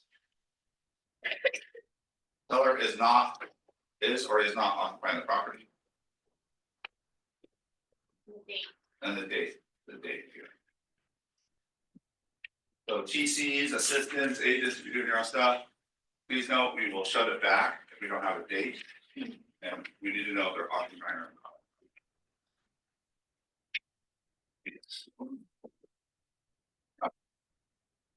We have other issues. We've had this a lot, where agents are not doing their agent visual inspection disclosures properly. We should probably teach this one. This is what I recently did. You should acknowledge if there's nothing to report. Don't just leave it blank. I've been in lawsuits with agents, and they just left it blank. They said there was nothing there, and then the buyer's attorney is questioning whether they even looked at that room because you didn't put anything. Make sense? So if there's nothing to report, then put nothing to report. Okay. I put that. Don't put things like that's mold. Not an expert. You just describe things. You don't put colors. You don't put adjectives. You stay away from adjectives. What's an adjective? Everyone remember English adjectives? When you add a little color to things, or you don't do that. So you say there's a stain. There's a dark spot. There's a spot there. There's a hole. Make sense? You do not diagnose anything. You are not licensed to diagnose it. Okay. If it is unclear on the bedrooms or bathrooms, please designate what room you're actually looking at. Trust me, this has come up in lawsuits. You need to say, I looked at, that's why you see mine, master, upstairs right, upstairs left, right? I'm putting designations on what room I'm looking at. Makes sense? So that if it went to lawsuit, they would know I looked at that room, right? Makes sense? So downstairs, bedroom, bathroom. If there isn't, so they have 4 baths now on there. If there's no 4th bath, I put NA, not applicable. That means there's no 4th bath. I'm not just leaving it blank. I put it. So what you want to do is make sure that you're very clear on your thing. So. Any questions? Anyone want to add anything? No. All right, few more things. Hold on, sorry, it's going along a bit a lot. So, all right, let's go. LRA, we talked about all that. Oh, property management. This is for just some of you who do property management. Hey, John, Yeah. for the Avid, Yeah. I see agents where they put pictures with it. Is that something you advise, like if we can, is it beneficial for us to take pictures of something? I have different people. I've had different attorneys argue different ways on this. I really don't mind the pictures. I found them actually helpful for you to say, I saw that and I noticed them. But what I don't want is, remember, this is another thing. It's significant defects. Significant defects. So if there's just pinholes in the wall from pictures that used to be up there, that's not a significant defect. If you're taking pictures of everything, you're putting too much information in. Make sense? If there's a hole in the wall, I would take a picture of that. Because use glide for this allows you to do pictures. I don't mind a lot. I have veterans argue that less is better. But if you're confident in identifying significant issues, then I don't mind. But I mean, it's I don't, I'll let Sherry go on that. I'll let John, Sherry do it. Yeah. prior brokerage, we were even asked to put in, and I know this is a visual inspection. So it's what you see, right, without, just Opening looking the or property. on, yeah. Exactly, but we were asked to also include like odors that were obvious. And sounds such as trains, or is that applicable at this brokerage or not? I would agree with that, so. So And I have seen lawsuits on that. I've seen lawsuits from, they didn't tell them about the traffic that happens from the school down the street that causes backup on the street at 3 o'clock in the morning. So it's traffic. I've had it where a house backed up to a supermarket place and every morning you hear beep, beep, beep, because they're backing up to the truck back there. Oh, You hear it. So That's on the admin or the TPS? if you're there and you hear the beep, beep, beep, beep, beep, I'm disclosing it. Yeah, because you're documenting the time too. Yeah, because that's why it says, what's your date, what's your time, I have to disclose it, it's only visual then. Now, here's the thing, there's a get out of Jeff here. If your seller tells you something that's a defect with the house. And we advise them, you should put this on the TDSSQ, we should put this on TDSSQ, and they're fighting you, you're a get out jump free card, so I put it on my agent, that's other. And we've had this fight, trust me, because people are like, I don't wanna, we've had one that says, I don't wanna disclose the death in the family. And they just wouldn't, and the agent knows, or there was a death in the family, death on the property, right? So, you're gonna have that discussion, so I'm gonna put it on my advocate, you don't put it on your TDS, because it has to be disclosed, and I now know it. If you know there's a significant defect with the property, such as that, then you need to report that, that's so. If you're a property manager, just know there is the new forms, I'm not gonna put them up, but one thing that did change in law was screening and credit reports. Now it says if you charge a screening fee to have someone apply for a rental for you and you charge them and pull a credit report with that fee, which you shouldn't be charging fees or not, correct? The applicant is required to receive a copy of that credit report within 7 days of after pulling.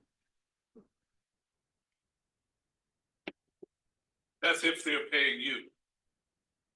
So like if they go to a third party that provides the report that we use, they didn't pay us for it. They paid that third party. If it's for your listing and you're charging that fee and you put it in there, I would say. But I'm not charging that fee. Well, the third party is charging a fee. I don't get any money. Rent spree. What?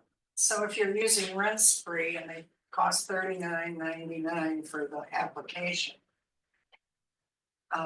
We're not charging it, rent spree. I didn't go into it in detail, we can look at the law, but what I'm gonna say is, I don't trust another third party to make sure I'm in compliance with the law.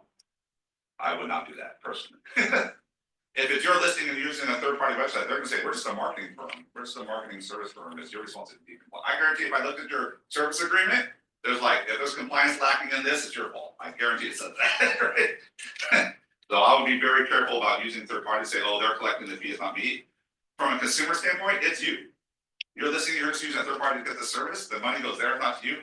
They don't, I can tell you, Housing and Community Development Department won't care, they'll say that you're the property manager. You incur the fee, you do give them the damn credit report, I guarantee they'll say that, trust me. And so, I wouldn't just say, oh, it's going somewhere else, I'm not seeing it, but if you're seeing the credit report, I guarantee you should probably making sure it's getting disclosed back. And maybe you can't answer this either. On that third party, they're given a copy of what they signed at that point in time. They have access to their credit report at that time. Okay, I mean, I would just assure that's happening, because in California now, they have to get a copy within 7 days of time. Just a question, well, we could talk more, because if they're applying on Zillow for the property, you're saying that they have to. What I'm saying is put, and literally said, the person managing the property is responsible. Period, that's who they put the responsibility on. Okay. I mean, it might be good too, because then I could tell them, yeah, you got. I mean, you could say, hey, Red Spree complies with the law, or it doesn't, but you need to make that judgment, right? Yeah. Zilla. To offer of tenant positive rental reporting, this is a new law as well. The tenants now have the right to request that the housing provider report positive rental payments to a consumer report needs. So that you can essentially help them with their credit by reporting rent, on-time rent payments, or non-rent payments for them, or late rent payments to a credit reporting bureau, at least one. Now, you don't have to offer this, but if you don't offer it, you have to at least disclose that you're not. And if you are, then you can use this form and that will say, here's what it is. Makes sense? It's not required that you offer it, but you have to at least disclose that you're not offering it. Okay. Questions on that? All right. Commercial. Andy, you want to come up first? Can I kind of wanted to go back just a little bit, just to share something with you guys, if you don't mind. Can you hear me? So when I was sitting in one of the broker panels at CAR, they went over the Avid and the stuff that you were talking about earlier, and they talked about taking photos, and they talked about multiple lawsuits where the attorneys went after the agents that took photos for their Avids.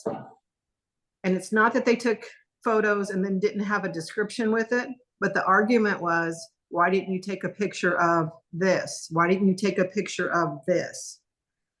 So just be aware, if that's how you choose to do it, that if you had to go to trial, that's one of the first things the attorney is going to come after you is if you use photos, they're going to ask you, why didn't you take a picture of every crack in the stucco?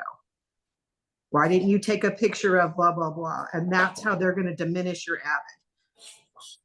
Just a point of reference. Don't want the distribution, or if you're going to take photos, make sure you do everything that's listed on your app, you have photos of all of it, right? How can you do that, right? Yeah, so if you don't want to have photos, I'm fine with no photos, so. Yep. Okay. Commercial forms, we have some commercial stuff happening, which may affect you if you're actually doing leasing stuff. So here's the fun part about SB 1103. So we're gonna touch on this one really, really lightly, just due to audience. So if you have any commercial leases that you are interacting with, let me and John know, and actually Sherry as well. Because we are gonna be the ones that are gonna help you properly engage your clients. They are shifting in smaller client spaces, as you can see. The definition of micro enterprise is now any business that is fewer than less than 10 employees or a nonprofit organization with fewer than 20 employees. So a lot of the mom and pop organizations or the smaller nonprofits that aren't necessarily, they don't register a ton of employees on file. Those people qualify as these micro enterprise tenants. So their qualifications, the way that the landlord interacts with them on a legal basis is shifting, which is a huge component when you think about how in commercial, let's say we negotiate a 5-year lease. Every year has a bump. And what I mean by bump, it means it goes up. Well, if they're not properly informing these tenants, your landlord is going to miss out on that amount. They can't bump it, yeah, I don't know what this. Right? So just an example of how you can show up as a professional with your clients and really set yourself apart, right? So if you are engaging with these types of clients on one side or the other, let us know, okay? So AB2. I just want to, this is a change. Residential, there's a bunch of rules. Commercial, there was no rules protecting tenants. Now there is some for these micro. There are rules that protect. Yeah, you can't fraud them, can't do that. But They are more, well, you have different levels of clientele, right? If you have an organization that is larger, there's a different level of sophistication of how they interact with contracts, right? And legal liability and how they conduct their businesses within those asset classes, all right? So we. So small ones, they're trying to protect the small ones. We talk to attorneys a lot, okay? So, all right, AB 2992. On the first slide that John discussed about the 90 days, yes, it does apply to all of us now. Yay. Even commercial, so. Even commercial. With the caveat, if you have any, and this is for residential people too, if you're interacting with any investors and they put their assets in holding companies like LLCs, corporations, or partnerships, you actually have the qualification to do a longer term agreement. Okay, so you're not held to the 90-day requirement. All right, so But you still have to have one in place. you still have to have one in place, which if you guys need help, like John said earlier, with your consultation, that upfront conversation that you have with all of your clients, don't have it, you should be having that.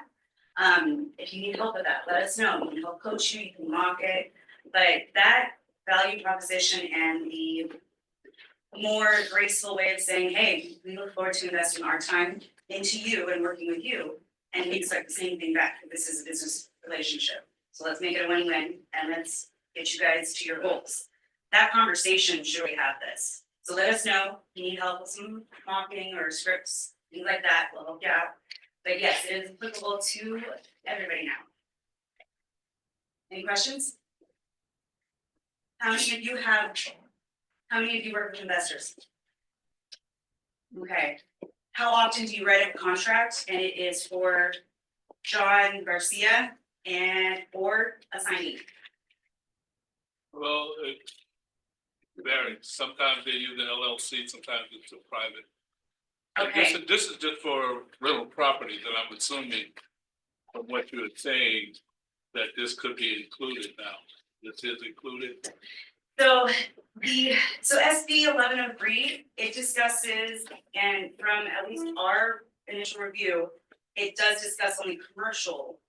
So commercial tenants So who have a business small in this, now there's reporting requirements. You can't just, here's a contract, 5 years, it goes up every 12 months, now you have to report to them. You can't just raise it, you have to notice them saying, we're raising it per the contract, you know, the certain smaller bit, one. the So smaller. we're gonna have to start treating our smaller companies like residential tenants for the most part. We're gonna have to give notices at a certain time frame. They're gonna have to be posted in a certain way. You know, all of that fun stuff that you guys do on the property management side and on the residential tenant side. It's gonna likely happen with a micro enterprise. It's starting to be pulled up to those tenants. But so to bring it back to the question I asked, so if you have somebody that you're writing a contract up and it says John Garcia or assignee, that contract is pulled and binded to John Garcia, who is an individual, right? That contract better not be longer than 90 days. All right, now if it is Sac Metro or assignee, that's likely an LLC or a corporation, which you can look up if you're working with those, you should know how to. That contract can be longer than 90 days. So commercial must have a prior broker in place now, but doesn't have to do the 90 days. They can long as it's a corporation. If it's an individual, even if it's commercial and it's an individual, 90 days. Yes. And residential, All of it. if it is.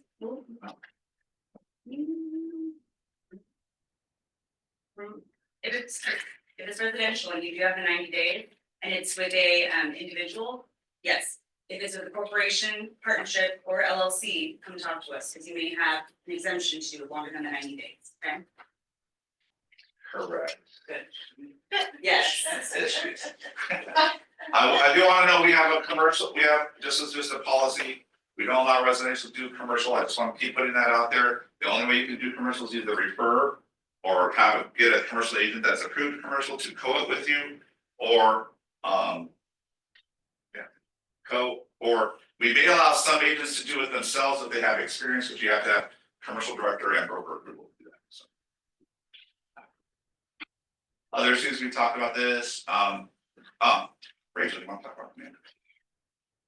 So our new policy, I don't know if you've seen my emails go out or my comments in command, we are requiring you to submit your commission within 3 days of having an accepted offer.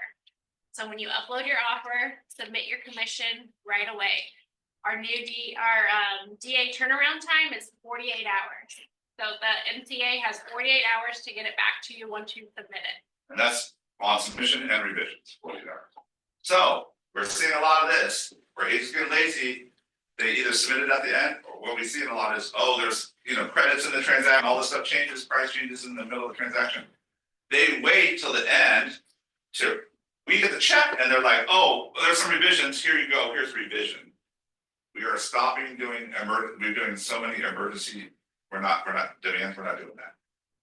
Now, if there was a legit change at the end, that means right at the end, something went wrong on the walkthrough and you just put a credit in, okay, we'll consider that, right? But if we knew that you had this credit in there for 3 weeks and just never told us, then we're gonna take the 48 hours. And if we take 40 hours, your check's sitting there for 2 days and your check's sitting there for 2 days. Does that make sense? So you need to get, you guys are ignoring your commission demands, just letting your TCs handle it and assistants handling it. But you need to let them know. A lot of times the TCs don't even know because you never told them. And now we're sitting there last minute and your check is on hold because you just didn't get in the commission demand that you provided your commission to. Right?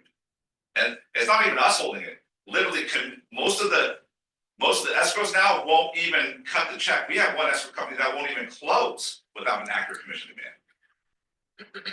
Like they will hold the close up until they get a valid commission demand, accurate commission demand request.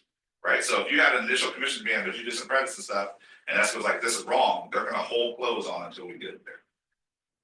So I think this can sound stupid if you're like holding close on a listing that's supposed to close today because you haven't submitted an accurate commission demand to us. Also, we're seeing a lot of escrow companies now email us a form to sign. Watch the TCs are emailing this. They're emailing the agency, say, get your broker to sign this, which is saying, this is the commission. Literally like, this is the commission.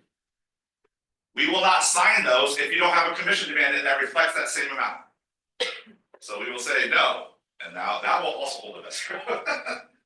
So we will say, if there's no commission demand on file, please do that. So please send all commission requests to klrw531@kw.com. There was a Google form where you can submit revisions. We are no longer doing revisions to the Google form, all through the email. So just please go to the email, they will be responsive. Please do that. Okay, one thing I want to know, TCs and assistants, help yourself, because we are not, before we will put the demands and put it in command for you, but now we're asking you, now we're gonna send you the demands. We're gonna send the escrow, but we're gonna send you the demands, and then we're gonna ask you to put it into command for you. So if you want your TC to do it right now, we're not asking our MCA team to remember who your assistant is or your TC is. So if your TC wants to get on that email where they get the demands so they can work on it for you, you have to put them in notes. Right now they're putting in notes in there, they put them in, they put the escrow information, but if your TC wants it, they have to say, please send it also to TC, here's my email address, right? We're sending an email requesting that? Is that what you're saying? No, when you submit a commission demand, there's a section you put notes, and we ask you right now to put the escrow information in the notes. Okay, so in that same section, you can also put, and I have some TCs do that, where they say, please also email the TC, here's my email address. And if you put that in there, that your TC will get a copy. If there's nothing in there, we're not gonna remember who your assistant is or TC is, you're gonna get it. And if it sits in your email and you do nothing, and it's wrong, and we get it closed, I'm sorry, you're waiting 48 hours. Make sense? Auditing, Rachel, talk about auditing. Yes. So along with our 3-day rule of submitting your commission, you also have to submit your file so I can review it. So when it's 3 business days, 72 hours, if you have a fully executed document, whether it's an RLA, RPA, SPQ, your AVID, whatever it is, you need to get it into command and hit the submit button, not just upload it in there because I won't know. You have to submit it so I can review. The faster I can review it, the better for you and your file and getting your check on time. All right, this is not us, this is DRE. DRE has a regulation that says every sub-agent, which is you guys, has to notify the broker within 3 business days of any contract signed. Listing agreement, contract, even BRDCs. That means you have to upload it and hit submit within 3 business days. We will have a 3-day review period time to do it. So if you get to the end of the file, your check's in there, but you're missing a bunch of forms, and you submit it, guess what? You may be waiting for your check for 3 days because you're a TC or you didn't get the forms all your TC, and now we have to go in and audit, right? But we will, when your check comes in, we will do an automatic audit that day on the file. So we will, if it's all good to go, we will close it out. If it's not good, it gets held. And you'll be notified. Your check's in, and your file is not complete. It's on hold. And the minute we do that, we do it at 11 a.m. business day. If it's still on hold, if you're missing things by 11 a.m., it gets punted the next day. That's what happens. So, and trust me, I have people coming at me all the time. We're not running around. You need to get your commitments. You have 30, 45 days to get your file right. Not that hard. Any questions on ACHs and those? But if you have a complete file and you're checking this before 11 a.m. that day, you will get ACH the money that same day. Look at 25. I just want to end with this. Thank you for 2000 car projections for 2025. California home sales and price are projected to increase as buyers and sellers return to the market enticing by lower than better housing prices. Existing sales are forecast to be about 304,400 units in 25, an increase of 10.5%. This is something you should probably, get out to your people, your business. Market update. Market update, yeah. So I want to note that 2025, they're saying a 10%, 10.5% raise in transactions. That makes sense. So if your goal is not including a 10.5% raise, that means you're going to do below market. Just noted. California green price is expected to decline 4.6%. And then this year, we're probably going to end around a 6.8% increase. So how many of your clients saying, I'm waiting for the market to crash? You just show them this. This year, we had it crazy. We had NAR settlement. We had a crazy presidential race and all this crazy stuff happened. And everyone's like, the market's going to crash. And it went up 6.8%.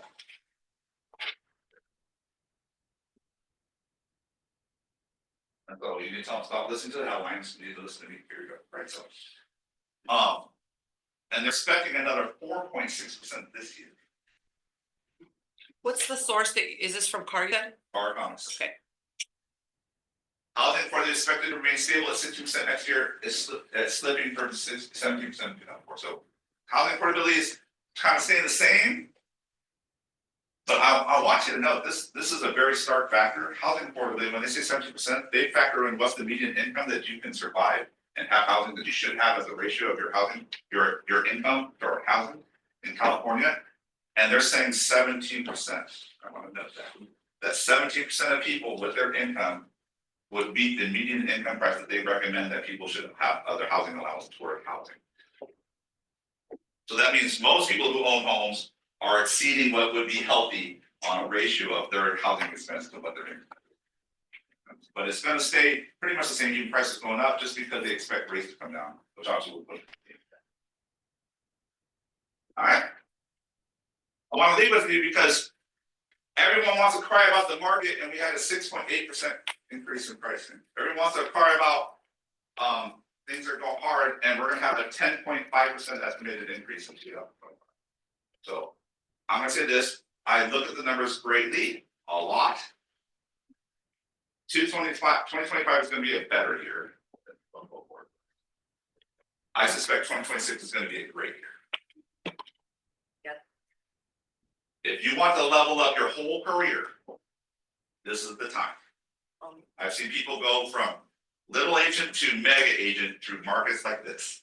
Treat your business like a business. Yeah. If you can grind in 2025 and create a real pipeline and nurture that pipeline, in 2026, it will go bonkers. I guarantee it.